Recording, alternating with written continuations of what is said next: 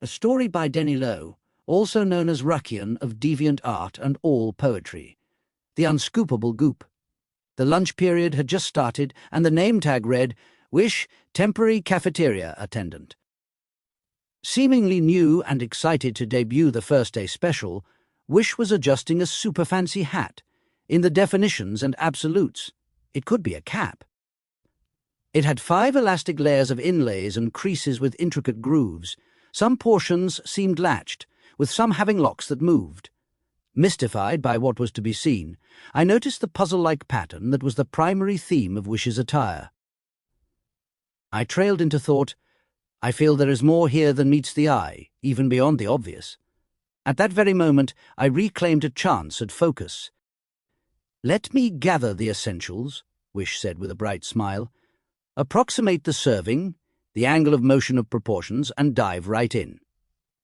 Wish perhaps didn't notice the strange, thick way the wobbly food sat in the tray. Although it was a rather discernible and spectacular treat, it was an inscrutable, unrecognizable, unscoopable goop. With a gentle voice, Wish began to sing, though unexpectedly, "Oh, how the rings clink and slink, a spring bouncing high like something I've seen. The thing about a ring, as it clinks, it makes a link, like the gears and springs in a box made to sing. These lovely hands locked that form a ring, the very hands that make the link, the entirety of life that forms the ring. All is a love-sustained dream that makes a link, onward to a new era that makes a ring to sing." Gradually, the song trailed into a spirited, spirits honed, onward with the show. With the sound of each glove, slap, slap, Wish said, "Oh, this looks delicious. Let's dish this out."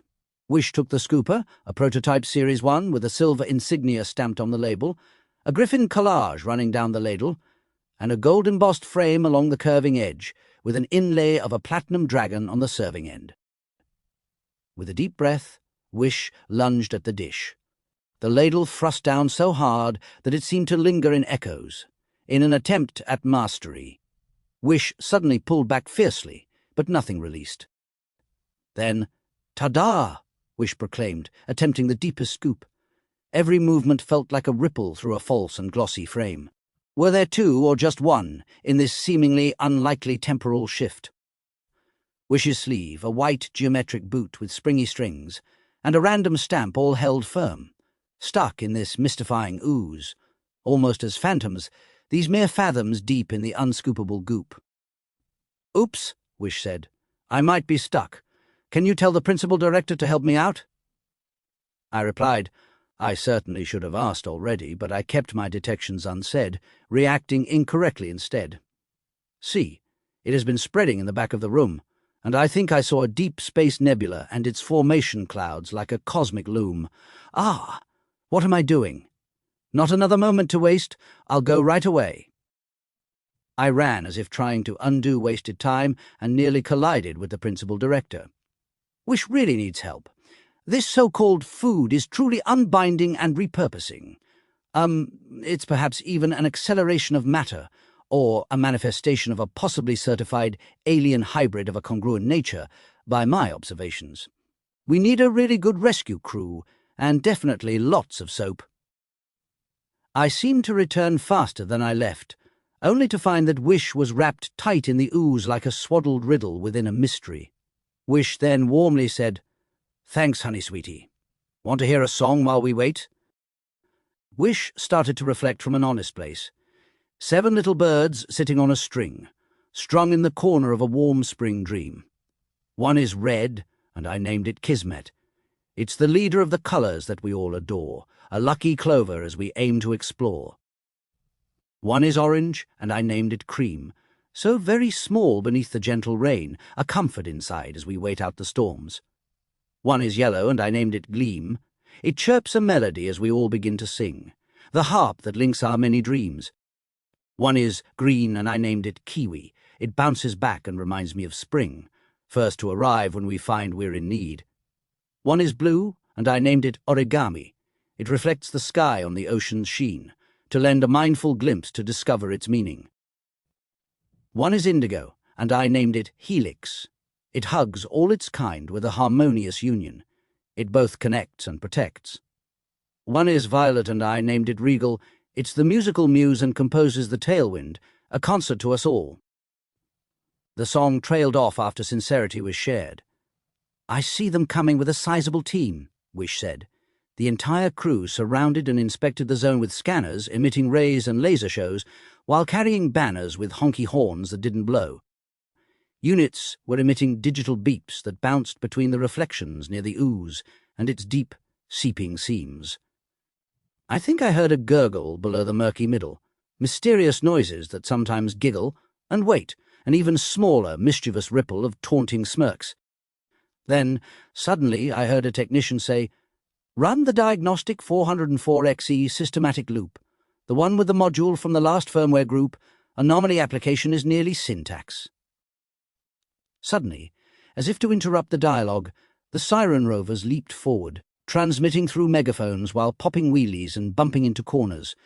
Two were streaming memorable movies that everyone has seen, and one was stuck in the corner playing reruns of the same stream. Then, the technician asserted to regain the moment. Just got to wait for the crew and the scanners to finish. Information indexed to folder, cafeteria, mainframe codex, butterfly 0 materia. Molecular, near-spectacular, radiating independence. Speech stammered even despite no interruptions. Unable to evade the lingering awkwardness, it was more wordless than anyone could ever sustain while awake, with the sound of suspense halted in the clear and unamused static to partake. Then, suddenly, to everyone's rescue, around the corner came the obviously diesel and loud Yellow Crane team, but in a size way smaller than I've ever seen. I think there may have been 8 to 10. That's 7 or 9 more than there should have been. I'm happy they are helping Wish to finally get unstuck from this apparently deep dish of stupendous muck. So, what is really happening on the back of this truck? I see 5 constructed, oily levers on the back of pulleys and gears, and a quantum metric series installed on a wheel that steers, with a really tiny robot, with a synthetic voice and a truck bed of very effective and constructive toys. They are quickly building and placing zaps and nodes, gold-plated pinwheels held by electrode toads, each holding hoses full of cleaning soap, lassoing the clutter with their really sturdy ropes. Sort of like those typical story tropes that lean into complex mechanical variants that grow, but this team is kinda different in its true design. They are planting tree saplings and adjusting yard post signs, even in this setting that has nothing to actually align. Suddenly, the tiny robot yells, "Attention!" in a synthesis chime. "Release the mechano-electrode toad slime." What did it say, I wonder to myself? Oh, it's "release the biggest weapon trope." The tiny robot tossed a lackluster-looking capsule. Amidst an appropriate and well-deserved timed laughter in defiance, behold a mechano-electrode high as the rafters. A referee for the team said, "That's it. This is a good time to end the chapters." However, it started hopping as high as possible, slinging botanic slime that was timed with the ripples, with mechanical flashing eyes that scanned nearby surfaces. Then came the barrage of cleaning substances. A classmate tapped my shoulder and said, "Look, those are tadpole nanites, like pulses of neutrons that eventually eliminated the lesser containments." "Ahem!" The technician raised his voice to claim, "As expected, the scans were rendered fully conclusive. It's a silly situation and there's an odd solution. How to explain it without sounding alarming? We basically and promptly need a quote-unquote Umbra Marshmallow station." Information complete. The results are all sealed and primed, printed out a long string of papers without lines, with tiny little holes on either end. This border that pulls apart so satisfyingly. Dial-up beeps added by our alarm rovers to complete the immersive experience of the 1990s. Oh yeah, my. This next thing I say should have been correctly timed. Ahem. We have calculated down to a minuscule 100% amazingly calm option. But as for this substance, I still recommend tremendous caution. However, read into my soothing and suggestive posture. With the whole room cleaned by this really effective team, beside the unscoopable goop and all the things gooed and glued, With a lift of the knees, they picked the cafeteria counter up and carried it out. Wish still in the unscoopable goop and the really fancy cap. Wish said, "I'll be right back. I got this, honey sweetie, this will be a breeze. They'll get me out, and I'll be right back, super easy." Wish began to sing. "'Tis true, a big counter and a preposterous thing I'll take this moment to sing as I leave. One small, timid birdie I found at the base of a tree. It had fallen high from its place of resting. I was not there to catch its uncaught fall, but I arrived to its warm, unsaid call. I tried to nurture it and lift it high. But what of these harsh lessons as we try? Sadly, this birdie heard my often-spoken cries. In these moments of its hours without flight, I did not mean to lessen its words. These clock hands that I honed as swords, I now tend to my heart that it felt my soul, and not my uncaught torments I called. It now rests as a ring that clinks and makes up a link. I now reclaim it from its fallen flight, these near endless days beyond my sight, in this warm spring of my heart along a string, this kismet I lift up in my endless dream. Bye, honey sweetie, enjoy your spring. They closed the doors, then they slightly opened back up, but then they shut right back. A lingering breeze filled the cafeteria, with no sight of the unscoopable goop, just a very clean room. I hope Wish gets unstuck from the deep dish tray. With an amused smile I followed, but I know the unscoopable goop was really stuck to Wish. Suddenly, my internal discoveries dashed away as the doors swung wide open. In came a delivery person lumbering under 20 pizzas high. The steaming and cheesy delights were placed off to the side, and the person said, "You all have a good day. It's a nice day outside." The principal director handed the slices to everyone at their seats. Wow! I said to myself, how is this possible? It's not on the menu for the next 2 weeks. After the first slice, I wondered about the ingredients of the unscoopable goop and why it won't scoop. Even magical matters may have calculated answers. Did the heat of the cooking or the cooling process make it glue? Or maybe both created the thick and icky stick? What gave it the radiation of shifting colours and glittery effects, I thought? Sort of like the Empyrean universe itself, of all those faraway lights of an abyssal shelf. I felt as if I was unravelling, so I composed myself. It's not like me to wonder, but why am I so easily reached by an unforeseen matter? Maybe I am bracing for a moment as I elude it, but I allow the bombarding thoughts I wish to know. In the aspects of its engagement, it creates the magic after all when I invite it. At that very second, I heard a very wide broom sweeping behind me through the room. The manager-janitor said, "Excuse me, I don't mean to startle you while you eat, but did you drop this letter, student? It's sitting right beside you on the seat. It even has a really fancy decorative stamp and pretty lettering. Also on the stamp is this coiling, colourful string. It seems like it's really on there, but here you go. Have a good day." Then the manager-janitor continued to sweep away. I looked at the envelope, silver label, with a griffin collage around the border with a large wax seal, 7 colourful birds along a line, with fancy squared letters that spelled, "To honey sweetie." Wait a second. I dedicated to an enhanced glance. That decorated stamp that got stuck in the unscoopable goop. That very same ooze that won't give up and won't let go. This is the same stamp that clings to this springy string. I looked within the stamp's small and hand-drawn ring. It reads, "Spring is like the imagination. Free yourself in the overgrowth." Right away, I opened the wax seal first, careful not to disturb the 7 rainbow birds. Like a moment to not resist, I pulled the contents out to take a look. Gently tucked inside were pages within a cover of a book.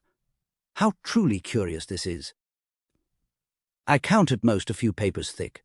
I shall not question magic like knowledge can ask of a wick. I opened them up like the pages suggested, an improbable pony galloping on the left and a forested nature pony drinking from a spring. I turned the page, bound by silly string, right there with square letters, a message for me and also a key. "Dear honey sweetie, these are my favourite ponies and they really helped me out. They'll help you as well, without a doubt.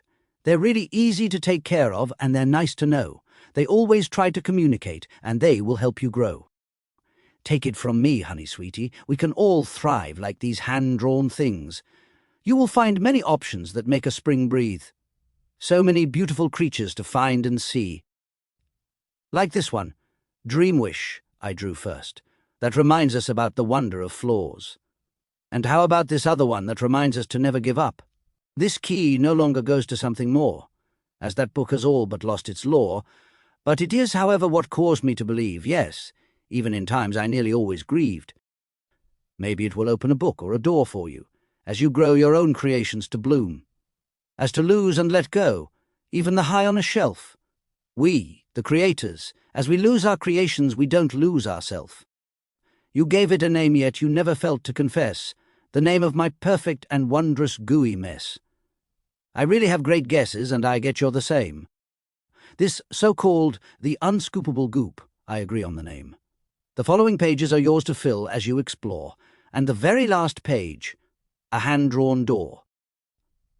I leafed through the pages to page 100 to look, to see the door at the end of the book.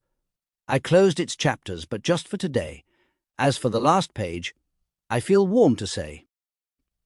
All blank pages, even the last one to grow, my imagination to explore and where my key will go. As if to join with wish, I said to myself, I am a honey sweetie, just like a bumblebee. As for the mysterious ooze and what I'll always believe, of the matters of approximate and calculated theories, it's an improbable but not impossible lesson of creativity. Suddenly I was aware of another page that must have fallen from the incredibly thin book. This one eludes all the themes of the prior, perhaps the ones that may unexpectedly envelope me. Hereafter. It reads like this as I am impassioned to look, of these long dark days, once in a while, rest upon a vividly lit mile, yourself might catch up with you and share a spectral smile. Oh, these near-forced rhymes that cling within springy lines, these glimpses of my elements that I found in my unfolding of time. It's a thing better said with portions left to rest in my stead. As I did not stop, even for my bright thoughts, as I almost travelled ahead, I had just nearly walked the entirety of all the dark miles of my time. Onward, far beyond to the next chapter of the dark tunnel I left behind. But near the end of a vivid stretch of relief, I thought to rescue my mind. I let go of the empirical grasp of all of my elements that chain and bind. I almost made it to the other side of my brightest mile. I'd almost forget. Picking up things I lost along the way, I almost fell to ruin with tears of regret. Despite the cadence of my heart, I could have lost myself again within my shade. Onward I started to run.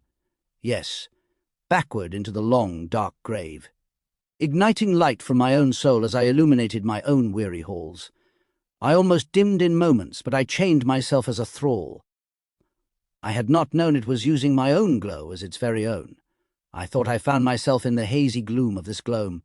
I could not strengthen the pulse of its weak and flimsy limbs. Onward I ran, each save their own, till I found an asymmetric grin.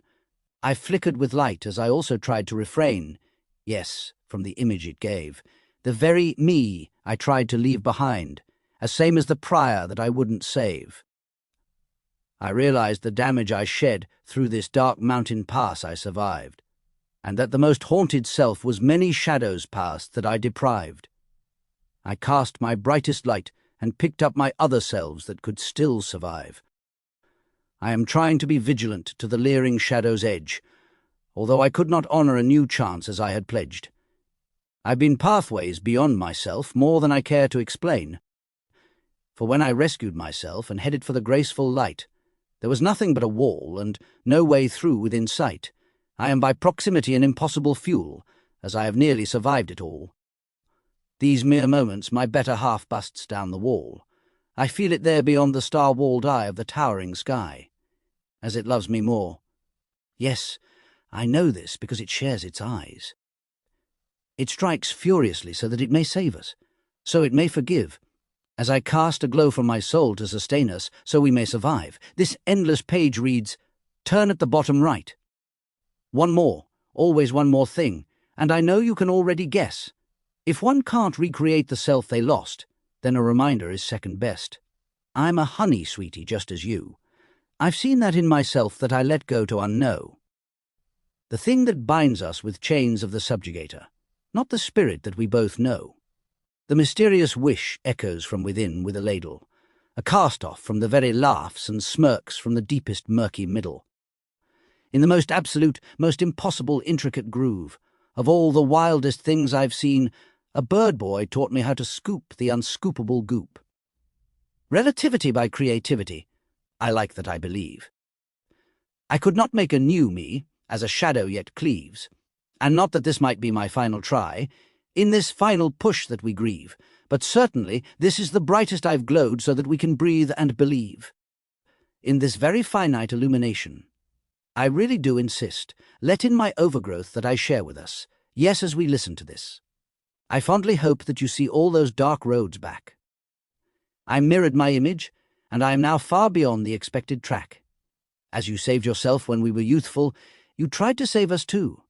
Although we are almost everywhere within these walls, yet never anew. As we carry each other and clash at our own walls to rescue ourselves, just know, one of us escaped at the farthest light of the abyssal shelf. Some will claim a broken mind, however. The tensile strength of empathy is to blame.